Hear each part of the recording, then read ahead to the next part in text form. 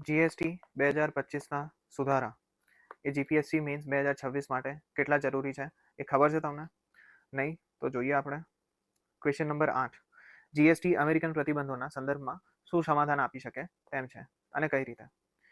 આ question last year જીપીએસસીમાં પૂછ્યો હતો. જીપીએસસી મેન્સનો ક્વેશ્ચન છે.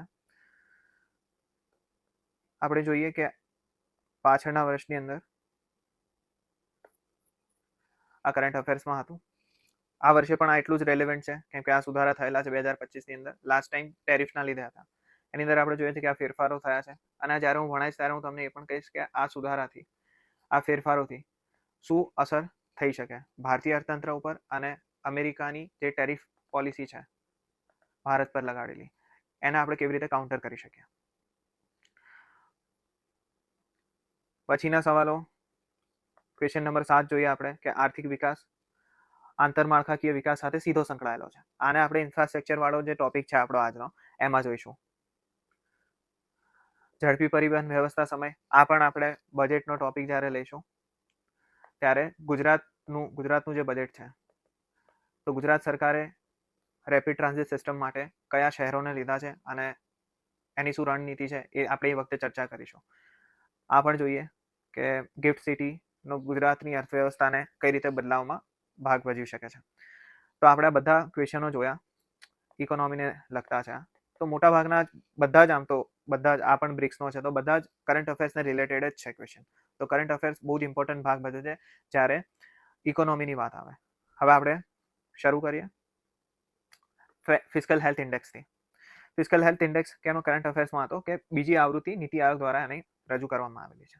એના મુખ્ય 5 સ્તંભો દ્વારા મૂલ્યાંકન કરવામાં આવ્યું છે કે ખર્ચની ગુણવત્તા કેટલી છે. એમાં વહીવટી અને વિકાસલક્ષી અથવા મૂડીગત ખર્ચ કેટલો છે એના આધાર ઉપર મૂલ્યાંકન થયું છે. મહેસૂલ સંગ્રહ એટલે કે રાજ્યની આવક વધારવાની ક્ષમતા કેટલી છે, એની મહેસૂલ વસૂલવાની ક્ષમતા કેટલી છે, એના ઉપર પણ મૂલ્યાંકન થયેલું છે.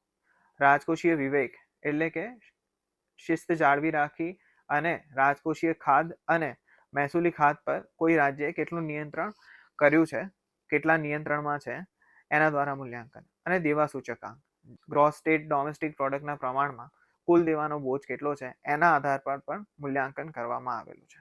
હવે ગુજરાતનું સ્થાન કેટલું છે આપણે બજેટનો ટોપિક ચાલશે ત્યારે પણ જોઈશું, એક આંકડા સાથે જોઈશું. પણ અત્યારે આપણે ઉપરથી સમજી લઈએ કે દેશના ટોપ 5 રાજ્ય છે એની અંદર ફ્રન્ટ રનર કેટેગરીની અંદર ગુજરાતનું સ્થાન છે. રાજ્યનું તેવું જીડીપીના પ્રમાણમાં નિયંત્રિત છે અને આવકની સરખામણીએ વ્યાજનો ઓછો બોજ ગુજરાતમાં જોવા મળે છે. નવી વિશેષતા જોઈએ તો પ્રથમ વખત 10 ઉત્તર પૂર્વના અને હિમાલયના રાજ્યોનું અલગથી મૂલ્યાંકન કરવામાં આવ્યું છે અને આ જ મૂલ્યાંકનની અંદર અરુણાચલ પ્રદેશ એ પ્રથમ સ્થાને આવેલું છે. મુખ્ય ભલામણોની વાત કરીએ તો મહેસૂલી એકત્રીકરણની વાત કરી છે કે રાજ્યોએ જીએસટીનો વ્યાપ વધારવો જોઈએ. સ્થાનિક કરવેરા જેમ કે સ્ટેમ્પ અને પ્રોપર્ટી, એ આપણને ખબર છે કે એ રાજ્યની આવકના મુખ્ય સ્થાનોમાંથી એક છે, સ્ટેમ્પ ડ્યુટી અને પ્રોપર્ટી ટેક્સ. એમાં સુધારો કરી અને કેન્દ્ર પર નિર્ભરતા ઘટાડવી જોઈએ.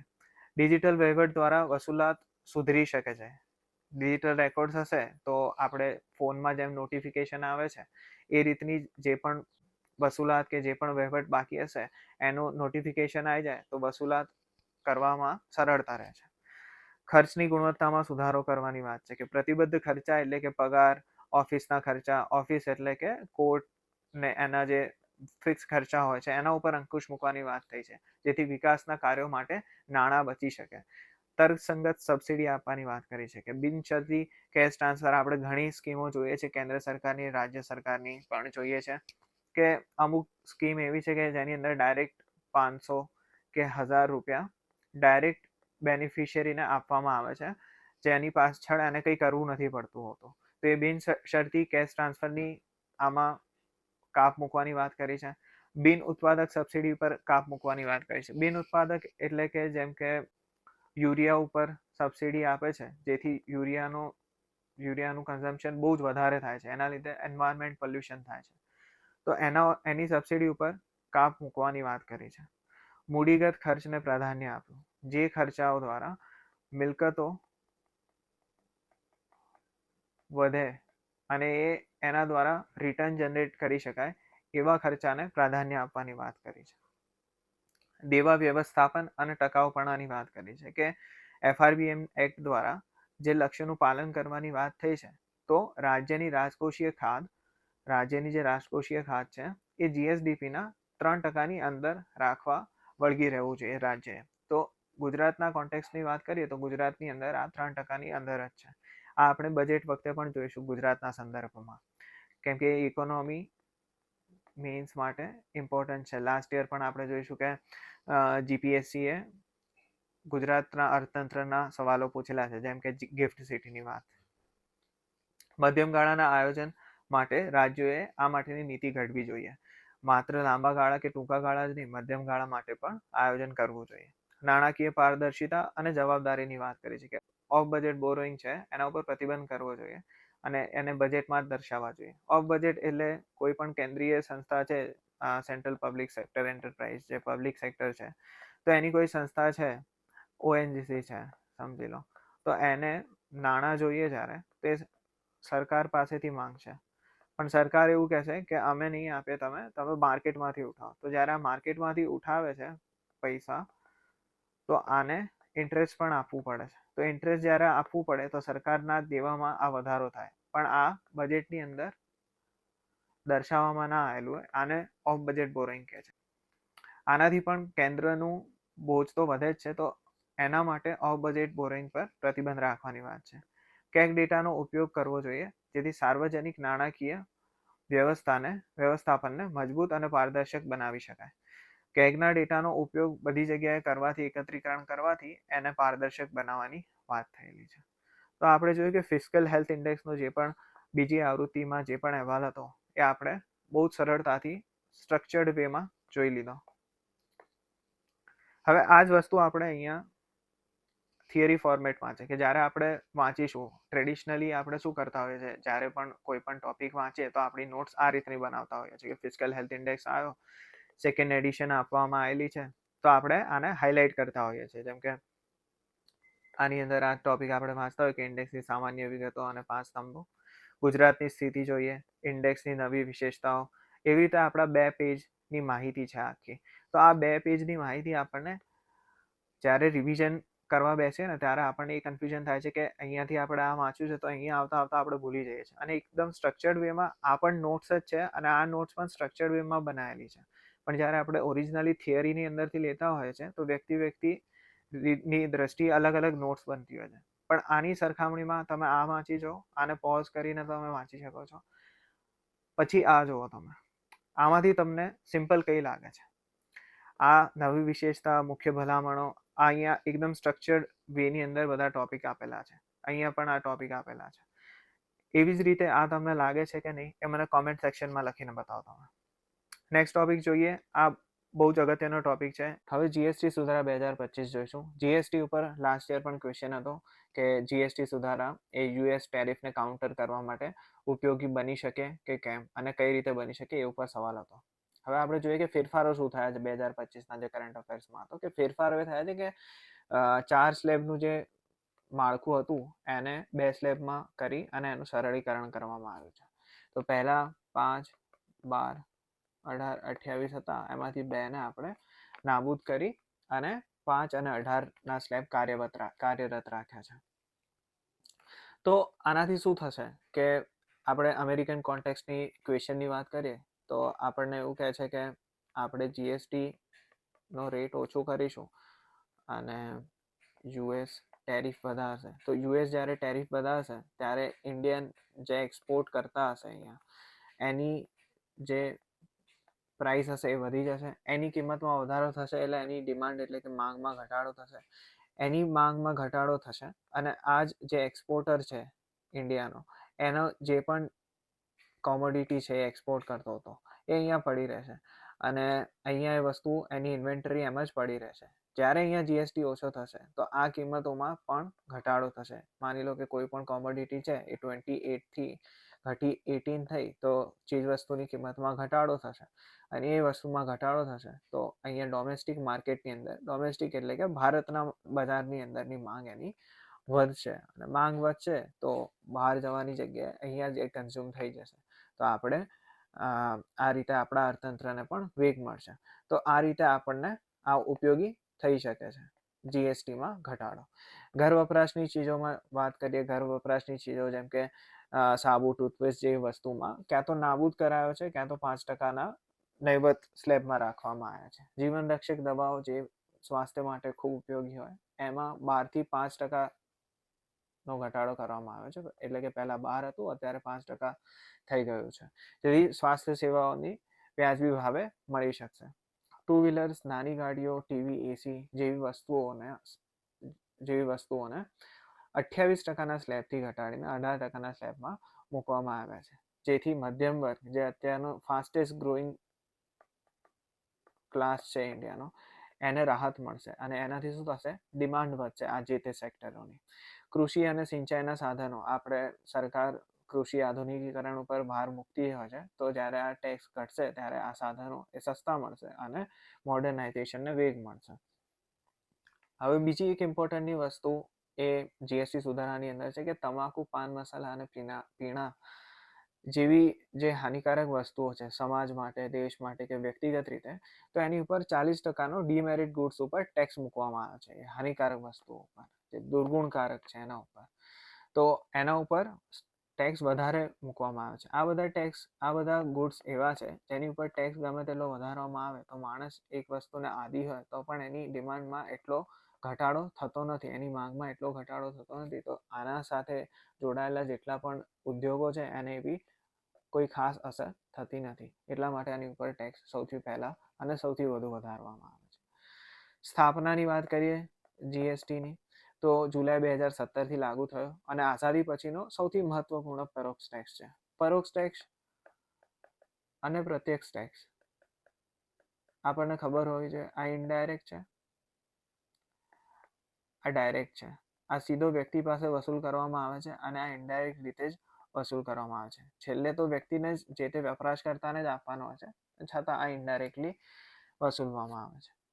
જીએસટી એ સામાન્ય રાષ્ટ્રીય બજાર બનાવ્યું, જે કોમોડિટી માર્કેટ કહેવાય, અને ટેક્સની શ્રેણીબદ્ધ અસરને દૂર કરી. પહેલા આપણે એક પ્રોડ્યુસર અહીંયાથી આપણે રો મટીરિયલ લેતા હતા અને કન્ઝ્યુમર સુધી જતો હતો, તો અહીંયાથી આની ઉપર જે પણ વસ્તુ લેતા હતા એની ઉપર ટેક્સ લાગતો હતો, આની ઉપર પણ ટેક્સ લાગતો હતો.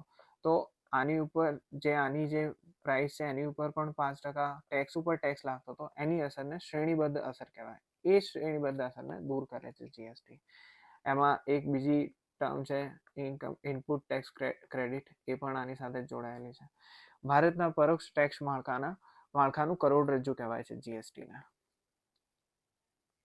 નેક્સ્ટ જનરેશન સુધારણાના 9 સ્તંભ ઉપર આધારિત છે. એ જોઈએ આપણે કે જીએસટીની સફળતા ઉપર બનેલું છે. જે પણ રિફોર્મ્સ છે, જે ફેરફાર છે. એક રાષ્ટ્ર એક tax, one nation one tax, tax દાતાના વ્યાપમાં વધારો. જે ટેક્સ પેયર્સ છે એમનો બેઝ વધ્યો છે, એટલે ટેક્સ પે કરવા વાળાની સંખ્યા વધી છે નંબરમાં.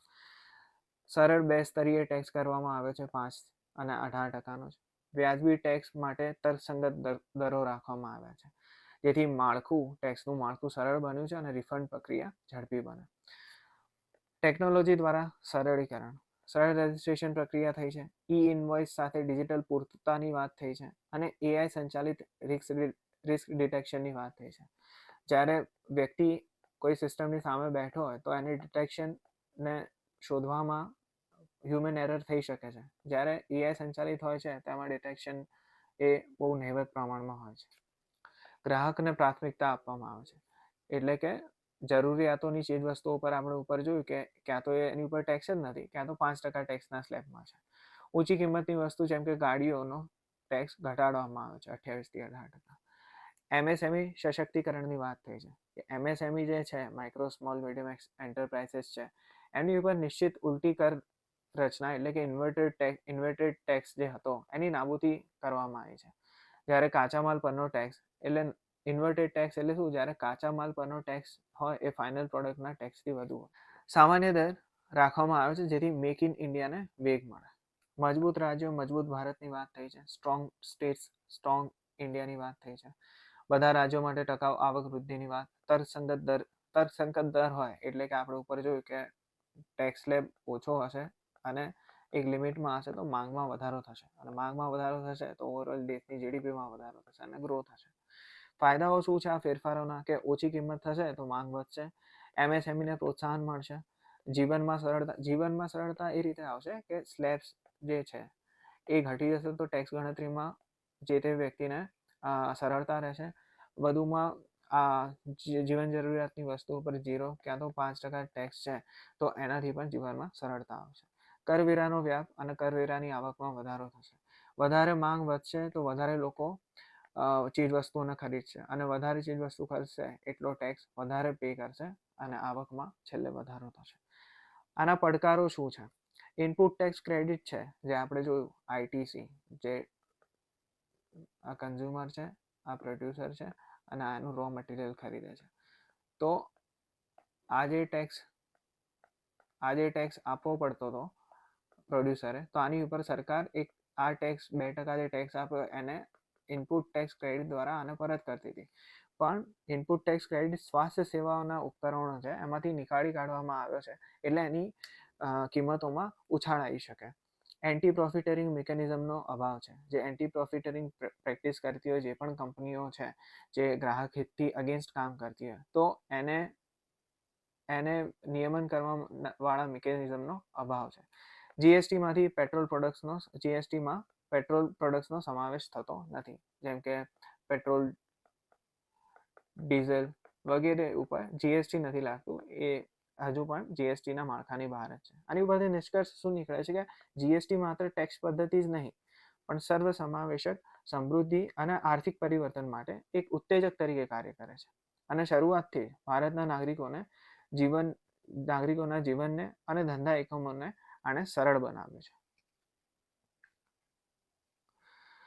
નેક્સ્ટ આપણે વાત કરીએ, અને આ બીજો એક મહત્વનો મુદ્દો છે નેશનલ મોનેટાઇઝેશન પાઇપલાઇન. જ્યારે ક્વેશ્ચન નંબર 7 આપણે જોતા હતા ત્યારે મેં કહ્યું હતું કે આર્થિક વિકાસ આંતરમાળખાકીય વિકાસ સાથે સીધો સંકળાયેલો છે. આ ઇન્ફ્રાસ્ટ્રક્ચર ડિપ્લોયમેન્ટનો ક્વેશ્ચન છે, અને ઇન્ફ્રાસ્ટ્રક્ચરને રિલેટેડ કરંટમાં નેશનલ મોનેટાઇઝેશન પાઇપલાઇનની વાત છે. નેશનલ મોનેટાઇઝેશન પાઇપલાઇન ઉપર આ વખતે તમને માની લો સવાલ પૂછી લે કે એનું મહત્વ, એના વિઝન શું છે, એના ઉદ્દેશ્ય શું છે, મુખ્ય પડકારો શું છે, એનાથી શું ફાયદા થશે અને પાઇપલાઇન શા અર્થ માટે છે. તો આપણે જોઈએ એ છે શું. પહેલા તો એ કેન્દ્ર સરકાર અને નીતિ આયોગ દ્વારા બનાવેલો છે. હેતુ શું છે કે સરકારી અસ્કયામતો એટલે કે પ્રોપર્ટીઝ, મિલકતોને વેચ્યા વગર ખાનગી ભાગીદારી દ્વારા કિંમત મેળવવા અને એ જે પણ નાણાં મળે એ નવા ઇન્ફ્રાસ્ટ્રક્ચરમાં પુનઃરોકાણ કરવા સરકાર દ્વારા. એ નેશનલ ઇન્ફ્રાસ્ટ્રક્ચર પાઇપલાઇન છે અને નાણાકીય પરિબળ પૂરું પાડવા માટેનો એક સપ્લાય સાઇડ સુધારો ગણી શકાય. ઉદ્દેશ કે વિઝનની વાત કરીએ તો અસેટ ઓર મિલકત રિસાયકલિંગની વાત થાય છે. એમાં સરકારી માલિકીની બ્રાઉનફિલ્ડ, હાઈવે, રેલવે અને પાવર ગ્રીડ જેવા પ્રોજેક્ટ વગેરેનો વહીવટ મર્યાદિત સમય માટે ખાનગી ક્ષેત્રને સોંપો. ખાનગી ક્ષેત્રને કેમ સોંપો એ પણ આપણે જોઈએ, પણ એ પહેલા જોઈએ કે બ્રાઉનફિલ્ડ કોને કહેવાય. કોઈ ઇન્ફ્રાસ્ટ્રક્ચર પ્રોજેક્ટ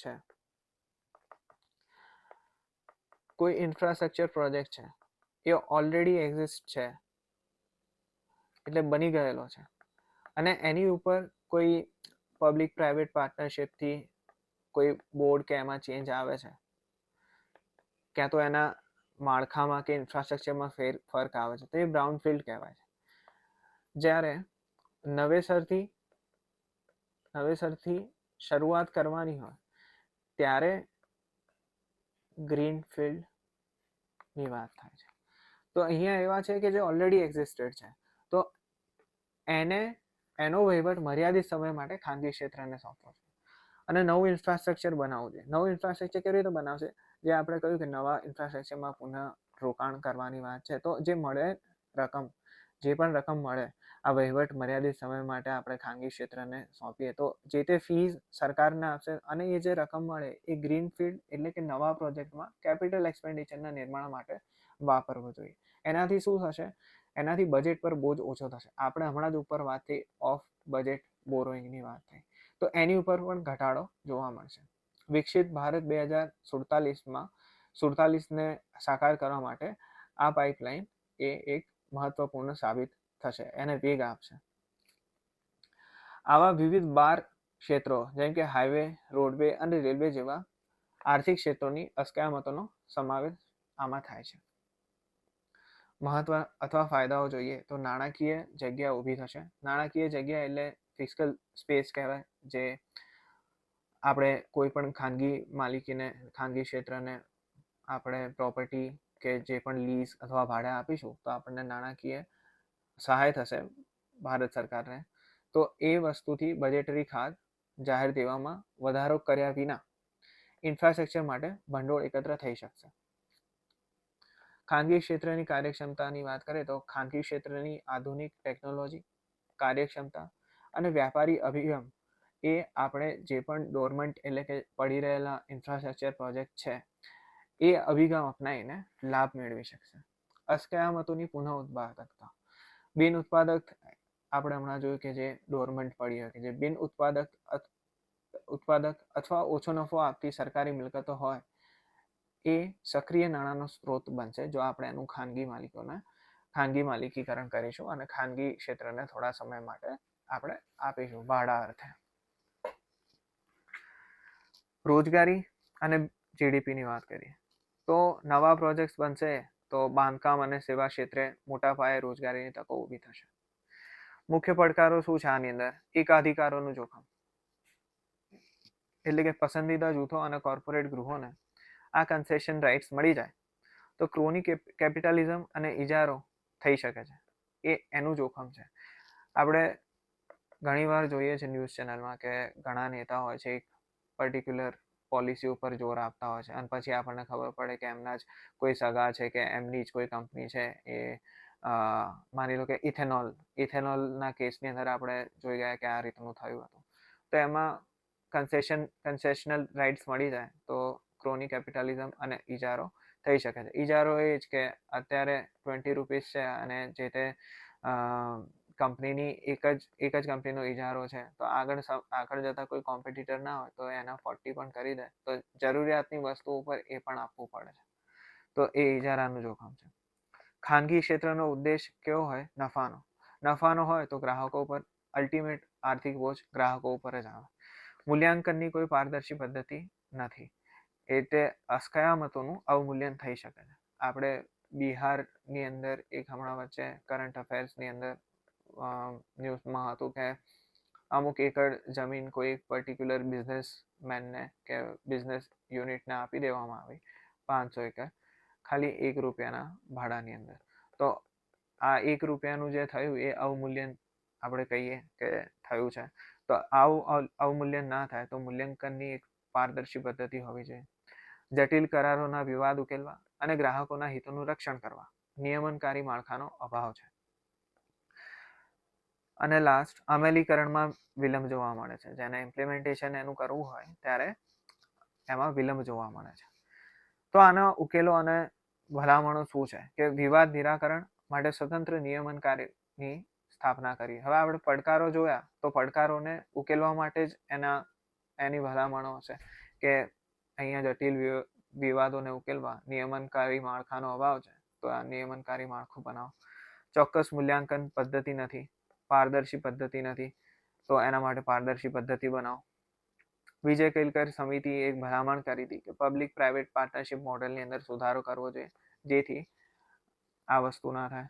ક્રોની કેપિટલિઝમ, ઇજારો અને જાહેર હિતોનું રક્ષણ થાય એની વાત થઈ છે. આની ઉપરથી નિષ્કર્ષ શું નીકળે કે ભારતીય કાયાકલ્પ કરવા ક્રાંતિકારી નાણાકીય મોડેલનો આધાર લક્ષ્યાંકો સિદ્ધ કરવાનો જ નહીં પણ પારદર્શક અમલીકરણ, સ્પર્ધાત્મક બજાર, ગ્રાહક હિતના સંતુલન પર ધ્યાન આપવાનો પણ છે.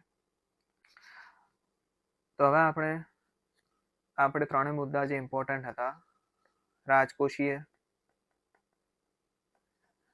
નીતિને લઈને જે પાછળના 1 વર્ષની અંદર કરંટ અફેર્સમાં હતા એ આપણે જોઈ ગયા. હવે આપણને આની નોટ્સ પણ મળી ગઈ છે તો આપણે આને પ્રિન્ટ કરાવી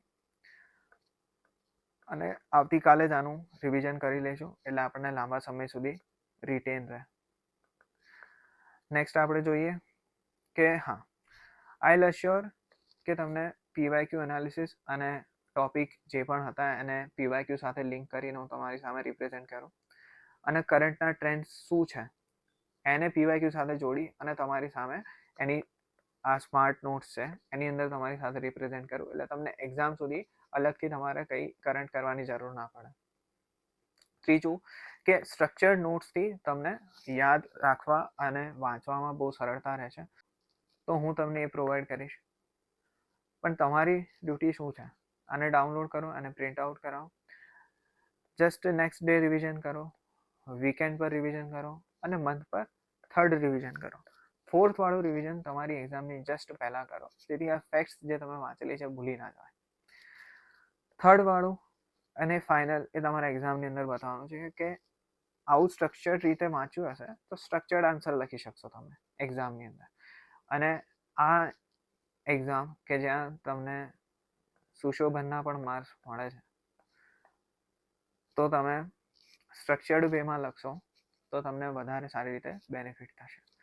તો તમે જો મેન્સ એક્ઝામની સિરિયસલી પ્રિપેરેશન કરો છો અને આ જ પ્રકારની નોટ્સ અને આ જ પ્રકારના લેક્ચર્સ તમને બેનિફિશિયલ રહે છે અને આગળ પણ તમને આની જે પણ સિરીઝ છે એ તમને મળતી રહે, તો તમે બેલ આઇકન તમે પ્રેસ કરો અને સબસ્ક્રાઇબ કરો. Thank you.